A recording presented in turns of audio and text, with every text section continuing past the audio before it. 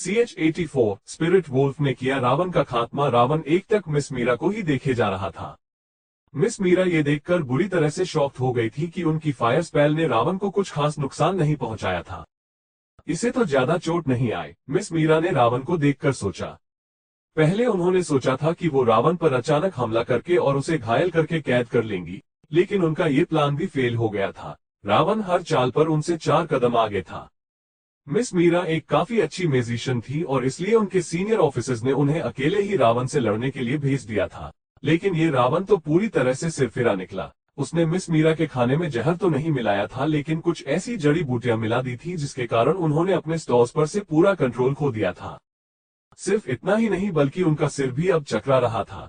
ऐसा लग रहा था मानो वो होश में ही नहीं थी। न जाने रावण कितने दिनों से उनका पीछा कर रहा था और उनके खाने में वो जड़ी बूटियां मिला रहा था। इस रावण के आगे उनका सारा प्लान फेल हो गया था। वैसे तो मिस मीरा काफी स्ट्रॉन्ग म्यूजिशियन थी और शायद रावण की इन जड़ी बूटियों का सामना भी कर लेती, लेकिन रावण ने तुरंत ही उनके ऊपर अपनी कस स्पेल का भी हमला कर दिया था और अब वो कुछ नहीं कर सकती थी। मिस मीरा इस कंडीशन के बारे में सोचकर आई थी। उन्होंने पहले से ही तय कर लिया था कि अगर वो रावण से हार गई और उसने उन्हें पकड़ लिया तो वो खुद की जान ले लेंगी, लेकिन उसके हाथों नहीं मरेगी। लेकिन अभी उनके पास एक और उम्मीद की किरण बाकी थी, आरव। उन्होंने आरव को अपने साथ इसलिए बुलाया था क्योंकि उन्हें डर था कि कोई एक्सीडेंट न हो जाए, और फिर रावण भी एक फायर मैजिशियन था जिसका सामना वो अकेले नहीं कर सकती थी। मिस मीरा की आवाज आई। रावण की उन जड़ी बूटियों के कारण वो इतनी कमजोर हो गई थी कि ठीक से खड़ी भी नहीं हो पा रही थी। इतना ही नहीं बल्कि रावण के मकड़ी जाल ने उन्हें बांध रखा था। इस वजह से उन्हें सांस लेने में भी दिक्कत हो रही थी और जब भी वो अपनी आंखें बंद कर रही थी तो उन्हें एक डरावनी मकड़ी नजर आ रही थी। रावण मिस मीरा को ऊपर से नीचे तक देख रहा था मानो उसे कोई खजाना मिल गया हो। पहले तो उसे उनके हमले पर बेहद गुस्सा आया था, लेकिन अब उन्हें ऐसी हालत में देखकर वो बेहतर महसूस कर रहा था। उसका गुस्सा भी शांत हो गया था। उसके चेहरे पर एक मुस्कान आ गई थी जिसे देखकर ऐसा लग रहा था कि वो मिस मीरा के साथ कुछ गलत करने वाला था। फिसरी फिस्ट हमला करो। रावण का गुस्सा ठंडा हुआ ही था कि तभी अचानक जंगल में से एक फायर बॉल सीधा उसकी तरफ आती हुई दिखाई दी। ये फायर बॉल देखते ही देखते एक बहुत बड़े फेयरी फिस्ट में बदल गई जिसका निशाना रावण था। इस फेयरी फिस्ट को देखकर रावण भी हैरान हो गया था क्योंकि उसने कभी नहीं सोचा था कि जंगल में एक और इंटरमीडिएट म्यूजिशियन छुपा हुआ था। आरव का फेंका हुआ फेयरी फिस्ट सीधा जाकर निशाने पर लगा और वहां एक बहुत बड़ा धमाका हुआ। बूम! आरव अब भी वहीं पेड़ों के पीछे ही छुपा हुआ था और इस धमाके को देख रहा था। वो जल्दबाजी में रावण के सामने जाकर कोई गलती नहीं करना चाहता था, क्योंकि अगर रावण ने वहां कोई और जाल बिछाया होता तो सिर्फ उसकी ही नहीं बल्कि मिस मीरा की भी जान चली जाती। आखिर ये आदमी किस मिट्टी का बना है, अभी भी नहीं मरा। आरव ने रावण को सही सलामत खड़ा हुआ देखकर कहा। एक के बाद एक सारे हमले इस पर फेल होते जा रहे थे और रावण को कुछ भी नहीं हुआ था। एक तरफ रावण को सही सलामत देखकर आरव का मूड खराब हो गया था, उसे बेहद गुस्सा आ रहा था। दूसरी तरफ रावण अपनी वोटर शील्ड का इस्तेमाल करके बच गया था। रावण ने आरव के हमले से बचने के लिए सही टाइम पर अपनी वोटर शील्ड तो खोल ली थी, लेकिन आरव की फायर स्पेल इतनी ताकतवर थी कि उसे काफी चोट लग गई थी। इस रावण के पास भला कितने डिफेंसिव मैजिक टूल्स हैं, पहले रोक बैरियर और अब ये वोटर शील्ड। आरव को गुस्सा आ रहा था कि वो हर एक हमले से अपने मैजिक टूल का इस्तेमाल कर बच जा रहा था। बच्चे, अगर तुम सच में हीरो बनकर मिस मीरा को बचाना चाहते हो तो पहले मेरे सामने आने की हिम्मत तो करो। रावण के मुंह से खून बह रहा था और वो उन्हीं पेड़ों की तरफ देख रहा था जहां आरव खड़ा हुआ था। उसका चेहरा गुस्से से लाल हो गया था। हम दोनों ही फायर मैजिशियन हैं। क्या तुम्हें सच में लगता है कि तुम मुझे चोट पहुंचा सकते हो? तुमने अभी अपना इंटरमीडिएट मैजिक ढंग से इस्तेमाल करना तो सीखा ही नहीं है और तुम यहाँ मुझसे लड़ने आ गए। बच्चे, सिर्फ एक ही एलिमेंट से लड़ाई नहीं होती। तुमने यहाँ आकर बहुत बड़ी गलती कर दी है। जो मैजिशियन अपना इंटरमीडिएट मैजिक एक्टिवेट कर चुके थे वो दूसरे मैजिशियन के कल्टीवेशन को भी पहचान सकते थे। पहले रावण को लगा था कि वहां मैजिक कोर्ट का एक और जज था, लेकिन जब उसने थोड़ा ध्यान दिया तो उसे पता चला कि वो तो सिर्फ एक आम मैजिशियन है जिसने अभी अभी अपना इंटरमीडिएट मैजिक एक्टिवेट किया था। वो तो उन सिंघानिया फैमिली के मैजिशियन जितना भी ताकतवर नहीं था जिन्हें रावण ने आसानी से अपने कस एलिमेंट की मदद से मार दिया था। ये सोचकर रावण और भी कॉन्फिडेंट हो गया कि उस मैजिशियन ने अब तक अपना दूसरा एलिमेंट नहीं अवेकन किया है। वो ये समझ गया था कि ये बच्चा मिस मीरा के साथ आया है और अब न मिस मीरा वहां से बचकर वापस जाने वाली थी और न ही वो बच्चा। वो दोनों ही रावण के जाल में फंस गए थे। अब देखना मैं कैसे तुम्हारी मौत को तुम्हारे सामने लाकर खड़ा करता हूँ। बच्चे, आरव अब भी वहीं पेड़ों के पीछे छुपा हुआ था। वो नहीं जानता था कि इस रावण ने और क्या क्या जाल छिपा कर रखे हैं, इसलिए वो कोई भी गलती नहीं करना चाहता था। बच्चे, तुम्हें जितनी कोशिश करनी है तुम कर लो, लेकिन ये याद रखना कि तुम किससे मुकाबला करने आए हो, और तुम चाहे कितनी भी फायर स्पेल्स का इस्तेमाल कर लो, मेरी वोटर शील्ड को नुकसान नहीं पहुंचा पाओगे। अब तुम अपनी मीरा मैम को ही देख लो, इतनी बड़ी कोर्ट जज, इतनी बड़ी मैजिशियन, और फिर भी मेरे सामने ऐसे पड़ी है। कुछ देर में तो वो भी उन सिंघानिया फैमिली के मैजिशियंस की तरह इस दुनिया से हमेशा हमेशा के लिए चली जाएंगी। रावण की बात सुनकर आरव ने मिस मीरा की तरफ देखा। उनके शरीर के चारों तरफ वो काला जाल लिपटा हुआ था और उन्हें देखकर ऐसा लग रहा था कि धीरे धीरे उनकी सांस लेने की शक्ति भी खत्म हो रही थी। वो बिल्कुल उन 4 मैजिशियंस की तरह लग रही थी जिन्हें रावण ने कुछ देर पहले ही मारा था। रावण को पहले से ही पता था कि मिस मीरा उसका पीछा करते करते यहाँ पहुंचने वाली थी, इसलिए वो पहले से उनका सामना करने के लिए तैयार था। तुम मेरी टीचर की जान खतरे में डालकर मुझे डराना चाहते हो ना? तो फिर ये समझ लो कि मुझे अपनी जान से ज्यादा चिंता किसी और की नहीं है। इसलिए अगर तुम मेरी टीचर को मार भी दोगे तो भी मैं अपनी फायर स्पेल से तुम्हारी वोटर शील्ड को नुकसान पहुंचाने की पूरी कोशिश करूंगा, लेकिन मैं तुम्हारे सामने हार नहीं मानूंगा और न ही अपनी जान दूंगा। तो क्यों न हम एक फायदे का सौदा कर ले। मुझे मेरी टीचर को जिंदा सही सलामत वापस ले जाने दो और फिर मैं तुम्हें ये फायर सोल को अपने अंदर समाने दूंगा, लेकिन इन चारों मैजिशियंस की लाशों को भी तुम्हें यहीं छोड़ना होगा, आरव ने दूर खड़े रहकर ही कहा। आरव की बात सुनकर रावण थोड़ा हैरान हो गया था। उसे समझ में नहीं आ रहा था कि आखिर आरव ऐसा क्यों कह रहा था। वैसे रावण के दिमाग में भी ये बात आई थी कि वो इस लड़के से सौदा कर ले, क्योंकि उसकी वोटर शील्ड ज्यादा देर तक फायर स्पेल्स के हमले नहीं झेल सकती थी।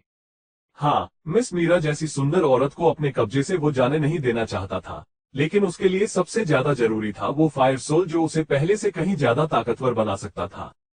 इसलिए उसने सोच लिया था कि वो आरव से ये सौदा जरूर करेगा, लेकिन एक बात उसे अब भी खल रही थी, वो ये कि किसी और ने उसके सामने ये सौदा किया हो तो ठीक था, लेकिन एक बच्चा उससे ऐसा कोई सौदा कर सकता था उसने कभी नहीं है सोचा था। वो भी बिल्कुल उसी की तरह चालाक था। बाकी सब ठीक है, लेकिन तुम्हें ये सिंघानिया फैमिली के चारों मैजिशियंस की डेड बॉडी नहीं मिलेगी। बताओ क्या बोलते हो? रावण ने मिस मीरा की तरफ देखकर मुस्कुराकर कहा। ठीक है, तो डील पक्की। अरे इतनी जल्दी भी क्या है, इस वक्त मैं इसका स्पेल को कंट्रोल कर रहा हूँ और मैं इसे कुछ भी नहीं होने दूंगा, लेकिन तुम्हें पहले मुझे वो फायर सोल अपने अंदर समाने का वक्त देना होगा। उसे अपने अंदर समाते ही मैं तुम्हें तुम्हारी मिस मीरा को तुम्हारे साथ ले जाने दूंगा, रावण ने कहा। लेकिन मैं तुम पर भरोसा कैसे कर लूं कि फायर सोल अपने अंदर समाने के बाद तुम उन्हें नहीं मारोगे, आरव ने तुरंत कहा। इसका स्पेल को किसी की जान लेने में एक तय वक्त लगता है। तुम ये अपनी मैम से भी पूछ सकते हो, और अगर तुम ये वक्त मुझसे लड़ने में बर्बाद कर दोगे तो तब तक तुम्हारी मैम जरूर मर जाएंगी। लेकिन अगर हम ये डील करते हैं तो बिल्कुल चिंता मत करो, मैं जो बोलता हूँ वो करता हूँ। इस वक्त रावण सिर्फ फायर सोल अपने अंदर समाकर वहां से जाना चाहता था, और उसने ये भी सच कहा था कि उसकी का स्पेल किसी भी इंसान को मारने के लिए एक तय वक्त लेती थी। वो बस इतना चाहता था कि उसे फायर सोल भी मिल जाए और मिस मीरा या आरव उसे पकड़ भी न पाए। उसे इस बात का भी डर था कि अगर वो यहाँ ज्यादा देर रुका तो और भी कई सारे लोग यहाँ आ सकते थे जो उसके लिए परेशानी ही बनेंगे, और अगर गलती से वहाँ कोई लाइट या स्पिरिट एलिमेंट मैजिशियन वहाँ आ गया तो उसका कर्स एलिमेंट किसी भी काम का नहीं बचेगा। मुझे तो अब भी इस पर शक हो रहा है। खैर, इस डील से मुझे क्या फर्क पड़ता है, आरव ने मन ही मन सोचा। आरव ने मिस मीरा से भी पूछा कि रावण उसका एलिमेंट के बारे में कुछ झूठ तो नहीं बोल रहा है। वो पूरी तरह होश में तो नहीं थी, लेकिन सबकी बातें सुन और समझ पा रही थी। अब आरव को पता चल चुका था कि रावण के पास सचमुच अपने इस वोटर शील्ड के अलावा कुछ भी नहीं बचा था। वो रॉक बैरियर तो मिस मीरा के हमले में ही तबाह हो गया था। बताओ तो तुम क्या कहते हो, रावण ने आरव से कहा। अरे इतनी भी जल्दी क्या है, पहले मुझे तुमसे एक बात पूछनी है। तुम्हें ये क्यों लगा कि मेरे पास सिर्फ एक ही एलिमेंट है? पेड़ों के पीछे से आरव ने एकदम कॉन्फिडेंटली कहा, और उसके ये कहते ही ग्रे कलर के स्टार्स आ गए जो एक दूसरे से जुड़ने लगे थे। रावण ने अपने इंटरमीडिएट मैजिक का इस्तेमाल करके ये पता लगा लिया था कि आरव ने अभी कुछ समय पहले ही इंटरमीडिएट रैंक एक्टिवेट किया था। उसे ये भी पता था कि आरव ने अपनी सेकंड अवेकनिंग नहीं की थी, लेकिन उसने ये नहीं सोचा था कि आरव ने अपनी पहली ही अवेकनिंग में 2 एलिमेंट्स अवेकन कर लिए थे। डायमेंशनल समनिंग, स्पिरिट वोल्फ, इस कामिने का सिर इसके धड़ से अलग कर दो। आवो वो जैसे ही आरव ने अपनी स्पेल पढ़नी खत्म की, वहां एक स्पिरिट नीले फरों वाला स्पिरिट वोल्फ दिखाई दिया। जब रावण ने स्पिरिट वोल्फ के दहाड़ने की आवाज सुनी तो रावण के चेहरे पर डर और शौक साफ साफ दिखाई दे रहा था। वोटर शील्ड ने उसे आरव की फायर स्पेल से तो बचा लिया था, लेकिन स्पिरिट वोल्फ के सामने ये वोटर शील्ड किसी भी काम के नहीं थे। रावण के पास न अब भागने का वक्त बचा था और न ही मिस मीरा को मारने की धमकी देकर आरव को ब्लैकमेल करने का। अब उसका वक्त बस खत्म ही हो गया था। अगर किसी और एलिमेंट से उस पर हमला हो रहा होता तो वो एक बार उसका सामना करने के बारे में सोच भी सकता था, लेकिन समनिंग एलिमेंट का सामना करना उसके बस की बात नहीं थी। अगर वो अपने प्राइमरी स्पेल का इस्तेमाल करता भी तब भी स्पिरिट वुल्फ को कुछ ज्यादा फर्क नहीं पड़ता और वो इतने कम समय में अपने इंटरमीडिएट मैजिक का इस्तेमाल भी नहीं कर सकता था। अब तो उसकी वोटर शील्ड भी उसके किसी काम की नहीं बची थी। सच में उसकी किस्मत काफी खराब थी।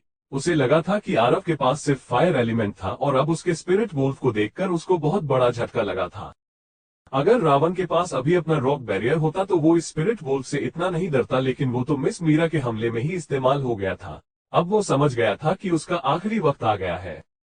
पलक झांकते ही स्पिरिट वुल्फ रावण के पास पहुंच गया था। रावण ने अपने फायर बस्ट का इस्तेमाल स्पिरिट वुल्फ को रोकने के लिए किया तो था, लेकिन उसके बाद भी स्पिरिट वुल्फ में उसका सिर धड़ से अलग हो गया था।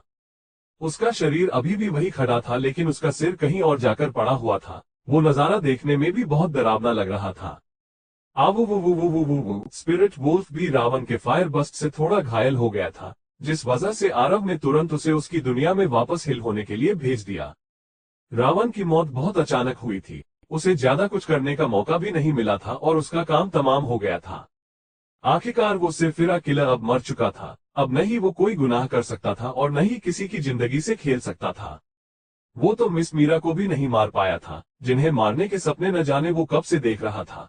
एक ही झटके में उसका सिर धड़ से अलग हो गया था और वो कुछ भी नहीं कर पाया। उसने कभी सोचा भी नहीं होगा कि उसकी मौत एक ऐसे लड़के के हाथों होगी जिसे अपना इंटरमीडिएट रैंक एक्टिवेट किए हुए ज्यादा वक्त नहीं हुआ था। मिस मीरा अब भी रावण की कस स्पेल के कंट्रोल में थी, लेकिन ये कस स्पेल भी धीरे धीरे उनके ऊपर से हटने लगे थे। आरव ने रावण का ध्यान इसलिए बटाया था ताकि वो मिस मीरा की जान बचा सके, नहीं तो वो भी उन सिंघानिया फैमिली के 4 मैजिशियंस की तरह ही इस रावण का शिकार बन जाती। मैम, आप ठीक तो है ना? आरव ने मिस मीरा से पूछा। वो अब भी एक पत्थर से टिक कर खड़ी थी और धीरे धीरे उनके शरीर से वो मकड़ी जाल गायब हो रहा था। हाँ, मैं ठीक हूँ, लेकिन तुम अभी यहाँ मत आना, मिस मीरा ने कहा। लेकिन क्यों, मैम? आरव ने पूछा। जब तक ये कस स्पेल मुझ पर से पूरी तरह हट नहीं जाते, तुम्हारे लिए मेरे पास आना खतरे से खाली नहीं है। इस कस स्पेल की खासियत है कि अगर कोई और मैजिशियन इसके शिकार के करीब आता है तो वो उस मैजिशियन को भी अपने वश में कर लेती है। इसलिए तुम यहाँ से तब तक दूर रहो जब तक इस स्पेल का असर पूरी तरह खत्म नहीं हो जाता। लेकिन मैं आपको यहाँ अकेला छोड़कर कैसे जा सकता हूँ? आरव ने कहा। आरव, तुम्हें मुझे यहाँ छोड़कर जाना नहीं है, बस थोड़ी देर इंतजार करना है। अच्छा, मेरी बात सुनो, एक काम करो। वैसे तो ये फायर सोल मैजिक एसोसिएशन का है, लेकिन इस रावण का अंत सिर्फ तुम्हारी वजह से हुआ है, इसलिए तुम्हें ये इनाम तो मिलना ही चाहिए। जाओ, जाकर उस फायर सोल को अपने अंदर समा लो। मिस मीरा ने आरव को वहां से दूर भेजने के लिए कहा। मैम, वो फायर सोल इतना जरूरी नहीं है जितनी आपकी जिंदगी है। उसे तो मैं कभी भी अपने अंदर समा सकता हूँ, आरव ने कहा। नहीं आरव, अगर तुमने इस फायर सोल को भी इसी वक्त अपने अंदर नहीं समाया तो वो कुछ देर में गायब हो जाएगा।